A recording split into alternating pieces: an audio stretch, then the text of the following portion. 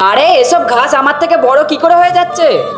আর তোরা দুজন মিলে আমার শেকড় থেকে সব পুষ্টি কেন খেয়ে নিচ্ছিস? আর এটা পেঁয়াজ বাগান, এখানে শুধু পেঁয়াজই থাকে। তোরা চলে যা এখান থেকে দুজনা। আরে এটা তোর পেঁয়াজ বাগান, আর তোর পেঁয়াজের ছোট ছোট শেকড় নিয়ে তুই কি করবি? আরে তোদের মনে কি একটু দয়া লাগছে না? তোরা আমার সব পুষ্টি খেয়ে নিচ্ছিস একটা ছোট্ট পেঁয়াজের। আরে ভাই তুই কি চাইছিস? আমরা কি সব পুষ্টি তোকে ফিরিয়ে দিই?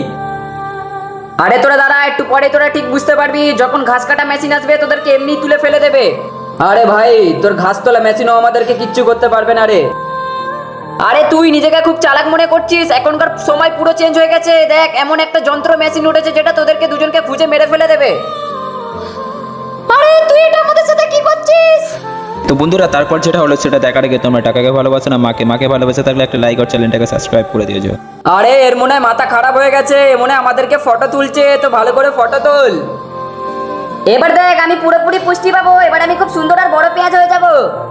আরে সায়েন্টিস্ট দাদা, তুমি তো আমাকে একটা সুন্দর যন্ত্র মেশিন দিয়েছো যেটা শুধু পেঁয়াজ বাদে সব গাছকে মেরে ফেলে দিচ্ছে।